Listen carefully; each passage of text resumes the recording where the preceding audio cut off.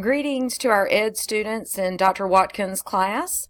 My name is Amy Odom, Director of the Ethel K. Smith Library, and I will be walking you through some steps to access resources available to you not only in this course, but throughout the work of your cohort. Of course, if you have questions, you can contact the librarians directly, but we will talk about that as we get to your actual LibGuide. First, we want to visit the library's website.